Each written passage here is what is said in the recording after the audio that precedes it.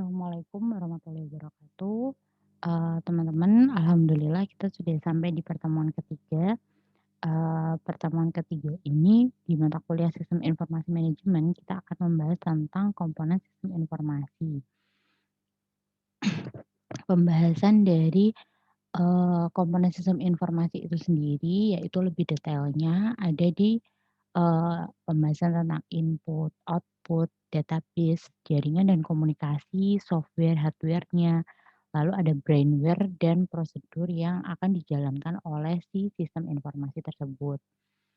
Nah, selanjutnya, tentang pengertian sistem informasi itu sendiri, sistem informasi manajemen itu adalah serangkaian dari subsistem informasi yang menyeluruh dan terkoordinasi dan secara rasional terpadu yang mampu mentransfer data sehingga menjadi informasi lewat serangkaian cara yang digunakan untuk meningkatkan produktivitas yang sesuai dengan gaya dan sifat manajerial atas dasar kriteria mutu yang telah ditetapkan.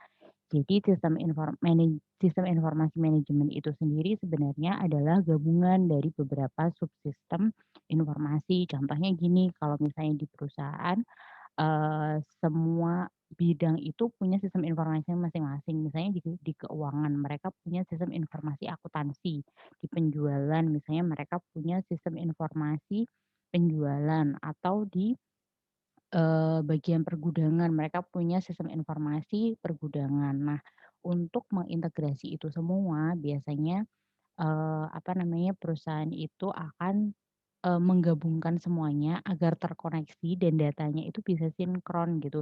Jadi kalau misalnya ada kita punya produk di gudang itu sebanyak 100 produk, kalau misalnya sudah terjual, eee, lim 50 gitu ya, otomatis, di gudang itu sendiri datanya akan menjadi 50 gitu, nggak 100 lagi gitu, dan itu akan berdampak juga di data penjualan, otomatis berarti, akan ada uang masuk sebanyak dari harga 50 produk yang dijual itu, gitu. Jadi semuanya saling terintegrasi dan itu memudahkan, terkait terkait, apa ya, istilahnya kayak operasionalnya gitu kan akhirnya lebih mudah, lebih cepet gitu. Jadi nggak perlu kayak, nginput manual atau nyatet manual lagi gitu di buku. Nah, tantangan pengembangan dari sistem informasi itu biasanya sih terlalu banyak atau ada informasi yang tidak bermanfaat atau, terlalu banyak data gitu. Misalnya ada kayak redundansi data. Redundansi data itu kayak datanya tuh double-double gitu, padahal udah biasanya gini, adminnya tuh udah misalnya ada 3 admin gitu, admin satu udah masukin, misalnya pesanan yang sama, terus admin 2 juga memasukkan pesanan yang sama, admin 3 melakukan hal yang sama. Otomatis dalam satu penjualan misalnya, satu orang itu beli 3 piece barang, akhirnya kalau ada 3 admin memasukkan itu, jadinya dia jadi beli 9 piece barang gitu, padahal sebenarnya dia itu cuman beli 3 piece, tapi karena kesalahan, itu kayak human error gitu ya, human error dari adminnya, akhirnya jadi, perhitungannya di gudangnya nanti, berpengaruh juga, perhitungan di keuangan jadi berpengaruh juga gitu. Nah terus, untuk itu kita itu harus sekali memahami konsep dasarnya informasi itu. Jadi itu penting dalam mendesain gitu. Ibaratnya kenapa sih harus didesain gitu. Jadi desain ini lebih ke alurnya, alurnya dari sebuah perusahaan, proses bisnisnya itu seperti apa gitu kalau diimplementasikan di sistem informasi. Jadi kalau misalnya penjualan, orang yang harus beli itu harus, gimana sih kita memasukkan datanya gitu. Misalnya dari admin yang jadi customer service atau di bagian, penjualan atau di bagian after sales itu harus siapa yang menangani si customer ini gitu. Terus setelah customer itu beli misalnya dia order itu apakah harus membayar dulu ataukah PO dulu ataukah pembayarannya nanti setelah dikirim atau seperti apa. Jadi, ibaratnya seorang entah kalau misalnya di UKM gitu, pemiliknya dia tuh harus paham konsep dasarnya dulu gitu, proses bisnisnya di UKM-nya dia itu seperti apa, atau di perusahaannya dia itu seperti apa. Terus kalau misalnya udah perusahaannya udah besar sih biasanya ada bidang tersendiri ya yang, menggodok proses ini, proses bisnisnya sendiri itu ada sendiri gitu. Jadi itu tapi juga harus tahu gitu detail arus informasinya itu seperti apa, seperti itu. Jadi nanti akhirnya akan menghasilkan langkah atau metode dalam menyediakan informasi yang berkualitas untuk mendesain sistem baru itu sendiri. Akhirnya kalau kita udah tahu proses bisnisnya itu kemana, kita tahu inputan yang dibutuhkan dan outputnya nanti seperti apa, itu akan terdefinisi dengan jelas dan itu tidak akan, apa ya, berdampak buruk gitu. Jadi kalau misalnya sudah didefinisikan secara jelas, terus direncanakan secara jelas, otomatis si sistem ini akan berjalan itu sangat efektif dan berdampak baik untuk si perusahaannya itu sendiri. Nah, dasar dari sistem informasi manajemen ini digambarkan sebagai sebuah bangunan piramid gitu ya, di mana lapisan dasarnya itu yang pasti adanya informasi, terus ada, transaksinya tuh seperti apa, terus statusnya, terus apa ya, kayak, yang paling mendasar sih mungkin kayak lebih ke input sama output gitu ya. Inputnya itu data, data itu, akan diolah seperti apa, outputnya akan menghasilkan informasi yang seperti apa gitu. Misalnya kayak yang tadi saya jelaskan misalnya nih di bidang penjualan nih gitu, oh inputnya berarti, barang ini terjual 2 piece gitu, terus langsung diolah, otomatis akan berdampak itu informasi ke bagian gudang. Berarti di bagian gudang barangnya itu berkurang 2 piece. Di bagian keuangan informasinya harga persatuan dikali 2, otomatis akan ada, uang yang masuk itu sebanyak barang yang dijual gitu kan, jadi itu jadi informasi untuk bidang lain. Nah, enaknya kalau sudah terintegrasi, itu akan secara otomatis semuanya itu terisi gitu, jadi kita nggak perlu masukin secara manual. Nah, lapisan berikutnya itu terdiri dari sumber informasi dalam mendukung operasi manajemen sehari-hari. Lapisan ketiganya terdiri dari sumber daya sistem untuk membantu perencanaan taktis dan pengambilan keputusan untuk pengendalian manajemen. Dan lapisan puncak terdiri dari sumber daya informasi untuk mendukung perencanaan dan perumusan kebijakan oleh tingkat manajemen. Nah ini, lebih ke kayak sistem pendukung keputusan ya, nanti akan ada babnya sendiri tentang SPK. Jadi kalau misalnya kita udah punya sistem informasi, nah kalau misalnya gini, penjualan kan dari sistem informasi itu kita akan dapat laporan gitu ya, "Oh penjualan bulan ini tuh seperti ini, ternyata tuh menurun dari bulan kemarin," gitu. Terus misalnya CEO-nya atau manajernya lah, itu dapat laporan kayak gini. Nah, dia tuh harus mengambil tindakan gitu. Gimana caranya dengan data yang dihasilkan oleh si sistem informasi ini dan misalnya kesimpulannya penjualannya itu menurun, dia harus berpikir gitu kan, harus punya inovasi baru, harus punya, gebrakan baru di bidang pemasarannya gitu supaya, apa namanya, lebih, meningkatkan gitu loh di bulan berikutnya tuh, "Oh oh ternyata tuh aku harus mengambil keputusan seperti ini supaya bulan berikutnya itu penjualannya tuh lebih banyak lah daripada penjualan bulan ini," seperti itu. Nah, ini adalah gambaran, fungsi-fungsi suatu sistem informasi. Jadi, suatu sistem informasi itu sebenarnya kan segini aja kan. Nah, tapi dia tuh punya input yang akan diproses. Nah, data data itu tuh akan diproses melalui klasifikasi, ada yang, merata, ada yang menghitung, kan tergantung, kebutuhan dari si sistem itu sendiri, lalu menghasilkan si outputnya itu. Nah, di luar sistem informasi ini biasanya kan ada feedback tuh. Jadi kalau misalnya dengan adanya, luaran atau output yang seperti ini, feedback dari penggunanya tuh seperti apa gitu. Jadi kalau misalnya, oh laporannya itu kayaknya kalau hasilnya seperti yang sekarang itu kurang kurang rinci gitu ya. Oh saya kayaknya mau meng-upgrade si sistem ini supaya laporannya itu lebih terperinci. Nah itu kan sama dengan feedback dari penggunanya. Nah di, sistem informasi ini sendiri kan juga nggak bisa jauh gitu ya dari lingkungan juga. Lingkungan ini yang menentukan bagaimana sih kebutuhan yang akan diterapkan di sistem informasinya itu sendiri. Terus ada stakeholder, stakeholder ini adalah misalnya kalau perusahaan stakeholder-nya itu misalnya ada, pembelinya kayak gitu. Jadi kalau misalnya kita pakai sistem informasi kayak gini dengan segmentasi pasar atau pembeli dengan karakteristik tertentu, itu kira-kira cocok nggak ya ternyata sistem informasi yang digunakan saat ini, walaupun itu internal di perusahaan, tapi stakeholder itu akan sangat berpengaruh juga gitu loh. Kalau misalnya karakteristik stakeholder-nya itu yang unpredictable gitu ibaratnya. Oh berarti stakeholder-nya kita tuh nggak bisa dilihat dari data yang kita, apa namanya, yang kita dapat gitu, harus benar-benar observasi ke satu persatu stakeholder. Oh berarti itu tuh nggak bisa dianalisis gitu ya, ibaratnya sama sistem, harus, manusia gitu yang menganalisis. Nah itu kan salah satu contohnya, kenapa stakeholder itu sangat berpengaruh gitu. Terus pemerintah, kalau pemerintah ini mungkin lebih ke regulasi ya. Kan ada beberapa, kita kan punya etika gitu dalam menjalankan sebuah sistem gitu. Kalau misalnya sistem itu ibaratnya merugikan atau ngehack kayak gitu kan nggak boleh gitu. Sekarang juga ada undang-undang ITE gitu kan yang mengatur tentang, teknologi informasi gitu. Jadi kita juga nggak boleh keluar dari ranah itu gitu regulasinya.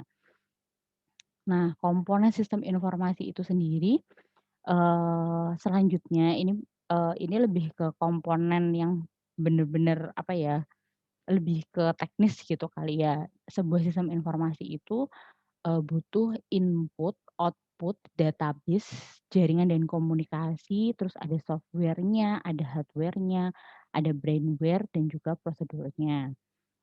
Nah yang pertama, input. Input itu sendiri adalah data untuk sistem informasi yang perlu ditangkap dan dicatat oleh dokumen dasar. Dokumen dasar ini merupakan formulir yang digunakan untuk menangkap dari data sistem informasi. Dokumen dasar ini dapat membantu dalam penanganan arus data sistem informasi, yaitu seperti dapat menunjukkan macam dari data yang harus dikumpulkan. Lalu ada data itu kalau udah di-input itu dapat dicatat dengan jelas kalau misalnya sesuai gitu.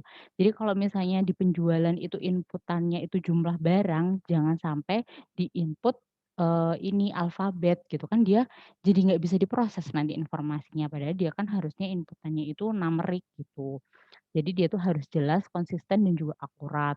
Terus data itu juga dapat mendorong lengkapnya data akuntansi gitu ya, itu tadi seperti kayak, data penjualan, kalau penjualannya 2 itu otomatis akuntansinya tuh hitungannya seperti apa. Kalau data penjualannya itu misalnya 10 nanti perhitungan akuntansinya tuh seperti apa. Nah, seperti itu contohnya. Terus bertindak sebagai pendistribusi data, karena sejumlah tembusan dari formulir-formulir tersebut dapat diberikan kepada individu atau departemen-departemen yang membutuhkan. Nah, karena terintegrasi, otomatis dia akan membawa informasi ke departemen yang lain. Dokumen dasar ini dapat membantu dalam pembuktian terjadinya suatu transaksi yang sah, sehingga dapat berguna untuk melacak pemeriksaan. Jadi kalau misalnya kita itu udah memasukkan data, penjualan, nah kalau di-tracking laporan tiap bulan tuh jadi kelihatan gitu loh. Misalnya tanggal 1 itu penjualannya tuh sebanyak apa, tanggal 2 tuh penjualannya sebanyak apa, ibaratnya data yang dia tuh akurat, dia tuh pasti bisa di-tracking kayak gitu. Jadi kita akan tahu gitu misalnya kok kalau ada kesalahan gitu, "Loh ini harusnya tuh nggak seperti ini, tapi kok jadinya seperti ini ya?" Oke kita tracking 1 bulan kemarin penjualannya tuh seperti apa gitu. Oh ternyata kalau udah di tracking dan akhirnya ketahuan, kalau misalnya sistemnya itu benar-benar sudah apa ya, rapi gitu ibaratnya, pasti kalau di-tracking itu kita akan tahu gitu, lebih cepet gitu loh tahunya itu. Terus, dokumen dasar dapat digunakan sebagai cadangan atau pelindung dari file-file data komputer. Proses selanjutnya setelah data tercatat di dokumen dasar adalah memasukkan data tersebut ke sistem informasi. Jadi kalau misalnya datanya itu, apa ya, sudah sesuai dengan apa yang harus diinputkan, jadi nantinya bisa, dimasukkan atau diproses di sistem informasi itu sendiri. Nah, selanjutnya ada output. Output adalah produk dari sistem informasi.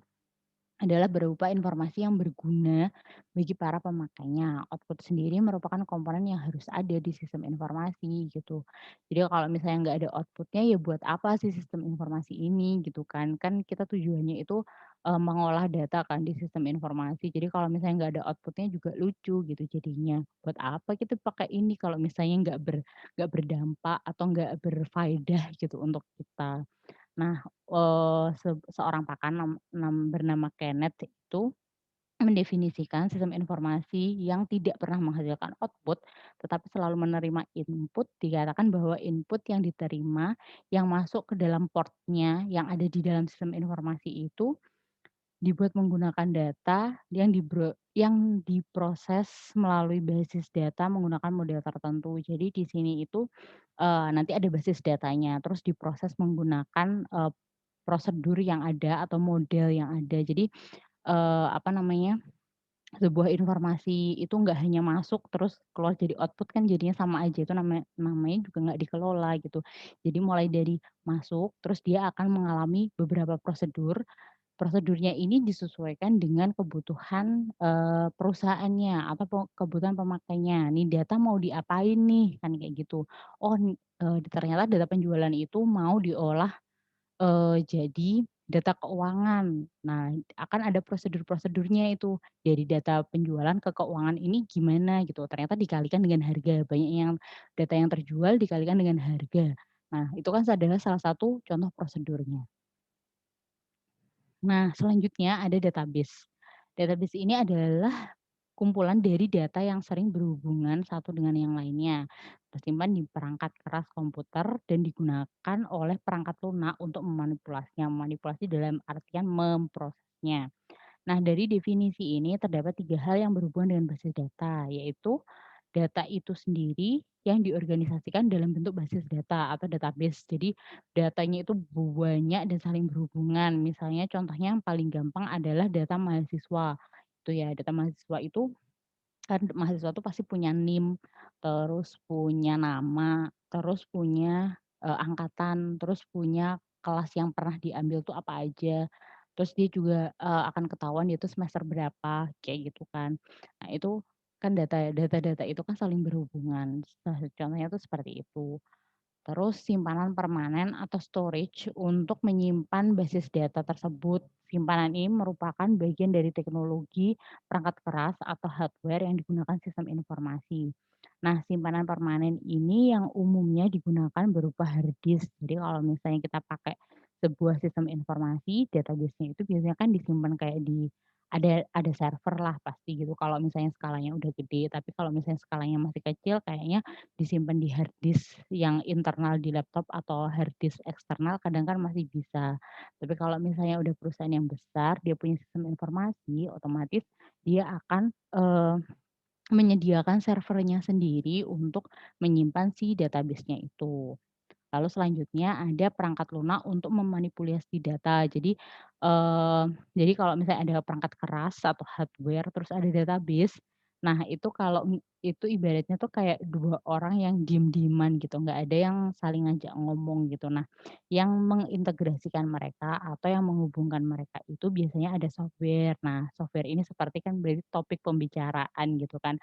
Kalau ada topik pembicaraan otomatis sudah ada interaksi dari 2 orang yang diem-dieman ini dan akhirnya nanti akan, bisa saling mengolah data yang akhirnya akan menjadi informasi, seperti itu. Nah, selanjutnya ada jaringan dan komunikasi. Untuk menghubungkan peralatan-peralatan komunikasi data, dibutuhkan sebuah arsitektur yang bertugas untuk membentuk pola komunikasi antar peralatan komunikasi data. Pola berhubungan tersebut adalah jaringan komunikasi data. Jaringan komunikasi data merupakan implementasi praktis yang berkaitan dengan komunikasi antar perangkat komputer. Jadi, jaringan ini kan kalau kita nggak ada WiFi, otomatis kita tuh nggak bisa kan, ngakses informasi apapun gitu. Contoh sederhananya seperti itu. Jadi, setiap sistem informasi itu membutuhkan jaringan. Nah, jaringannya ini biasanya adalah, integrasi misalnya, laptop atau perangkat yang ada di bidang keuangan, itu dikoneksikan dengan, laptop yang atau perangkat yang ada di bidang penjualan. Nah, itu melalui jaringan. Kalau tidak ada jaringan otomatis ya udah laptopnya kayak diem-dieman aja gitu. Padahal ibaratnya kayak ada laptop, ada software, tapi nggak ada WiFi. Jadi kita nggak bisa ngapa-ngapain tetepan gitu, nggak bisa mengakses data apapun. Tapi kalau misalnya kita udah punya laptop, kita mau, apa namanya, akses e-learning gitu ya, misalnya kalau kita lagi belajar terus ada WiFi, otomatis kita jadi bisa, mendapatkan informasi dari e-learning itu. Nah, selanjutnya ada software. Software atau perangkat lunak merupakan suatu program yang dibuat oleh si pembuat atau developer untuk menjalankan perangkat komputer. Nah, perangkat lunak ini adalah program yang berisi sekumpulan instruksi untuk melakukan proses pengolahan data.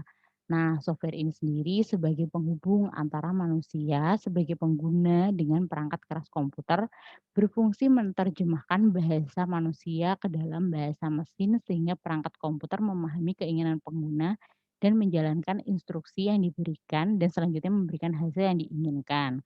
Nah, jadi kalau dengan adanya software, kita tuh bisa mengolah data, salah satunya kalau misalnya kayak di website gitu ya, kalau misalnya nggak ada, software-nya di websitenya itu, kita juga akan kebingungan gitu, make website ini tuh gimana sih sebenarnya gitu. Nah, fungsinya si software ini adalah menerjemahkan dari inputannya kita, inputannya pengguna, inputannya si manusia ini ke dalam proses yang ada di, servernya gitu, di datanya gitu. Jadi kalau misalnya, di apa ya, di komputer itu ada kayak bahasa mesin gitu sih, bahasa 0101 gitu namanya. Nah itu kan, misalnya kita, baca itu kayak cuma 0101 ini artinya apa gitu. Nah kita harus ibaratnya merangkai prosedur supaya si mesinnya ini tahu apa sih maunya kita gitu. Nah, perangkat lunak komputer itu berfungsi untuk mengidentifikasi programnya, yaitu salah satunya kan ada inputannya kita. Lalu menyiapkan aplikasi program sehingga tata kerja seluruh perangkat komputer itu bisa terkontrol. Terus mengatur dan membuat pekerjaan lebih efisien. Otomatis kan kalau kita, terintegrasi dan otomatis gitu kan kayak lebih cepat kan kinerjanya. Jadi kayak operasional di sebuah kantor atau perusahaan itu bakalan lebih cepat gitu untuk, inputan, untuk mendapatkan laporan gitu kan, kalau misalnya bos minta laporan bulan ini tinggal di-download aja gitu, kayak beliau nggak perlu teriak-teriak ke bidang atau ke bawahannya atau ke bidang mana gitu. Jadi si bosnya tinggal ya, "Oh iya ya udah saya download, laporan bulan ini," terus misalnya di bagian penjualan tinggal masukin, nginputin penjualannya, terus di bagian akuntansi udah otomatis nih keluar laporan keuangannya, jadi bosnya tuh tinggal download aja laporannya gitu, dan itu bisa diakses Eee, oleh orang-orang yang, ibaratnya punya kepentingan. Jadi kalau nggak punya kepentingan kadang kan nggak bisa akses itu ya. Lalu selanjutnya ada hardware. Pengertian dari hardware dalam bahasa Indonesianya itu adalah perangkat keras. Nah, hardware ini sendiri adalah komponen dari sebuah komputer yang sifatnya alatnya tuh bisa dilihat gitu, jadi kayak nyata gitu kan. Terus, berfungsi untuk mendukung atau menyimpan database kayak tadi kan, kayak server itu kan fungsinya menyimpan database. Terus misalnya kayak perangkatnya kita di PC itu kan biasanya untuk inputan. Terus misalnya kalau, untuk mencetak output gitu kan ada printer, nah hardware itu seperti itu. Nah komponen komputer ini termasuk dalam kategori elemen perangkat keras atau hardware. Berdasarkan fungsinya, perangkat keras komputer dibagi menjadi yang satu inputan device atau unit masukan. Nah biasanya itu kayak keyboard kayak gitu, laptopnya kita itu biasanya itu buat inputan.